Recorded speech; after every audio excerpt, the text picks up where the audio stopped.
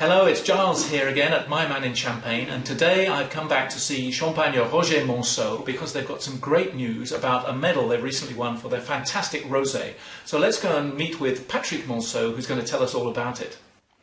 C'est pas une bonne nouvelle, c'est une très bonne nouvelle. Oui, oui, effectivement, j'ai eu l'agréable surprise il y a 4 semaines, au milieu du mois d'avril, d'apprendre que j'étais médaille d'argent. Enfin, le Champagne Roger Monceau au niveau du rosé, on était médaille d'argent au vigneron indépendant pour l'année 2012.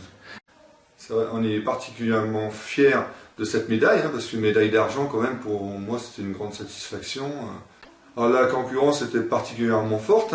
C'est vrai qu'il y a des jurys de professionnels, d'œnologues, de sommeliers, de vignerons.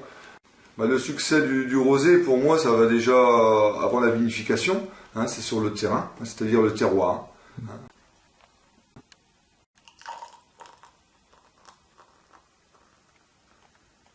Alors, la vinification, pour moi, c'est déjà d'abord le terroir. C'est bien connaître son vignoble, ses vignes.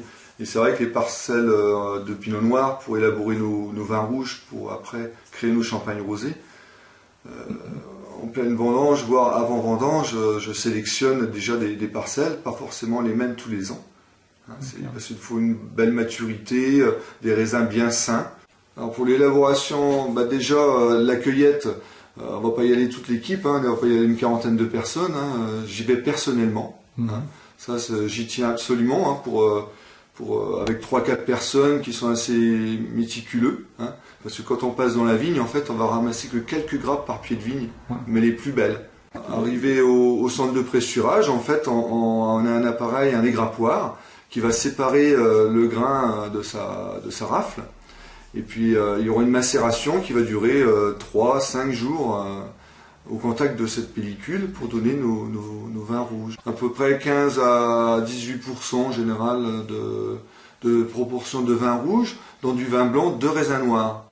Voilà. Parce qu'en fait le jus il est clair à la base, des pinots noirs et des meuniers. C'est pour ça qu'on obtient deux vins. Un vin blanc parce qu'il n'y a pas de macération et un vin rouge avec macération. La bulle est fine, parce que rien que l'élégance, les bulles sur cette couleur rosée, le fruit rouge. On reste vraiment sur du fruit rouge puisqu'on est à 60% pinot noir et 40% de meunier, qui est un cépage noir également au Champagne. Même fraises, des notes de fraises, de framboises, des années un peu cassis. C'est un champagne qui est très, très apprécié l'été quand il fait chaud sur une terrasse à l'ombre, bien frais, bien frappé. C'est excellent. Et après, ça plaît beaucoup en restauration aussi, sur des desserts légèrement sucrés, pas trop sucrés, ou voire des salades de fruits rouges. C'est une grande fierté, puis ça me fait toujours penser à mes parents, mes grands-parents, nos ancêtres qui ont travaillé, qui ont cru au champagne, quoi. Super. Bon, on va trinquer. Santé.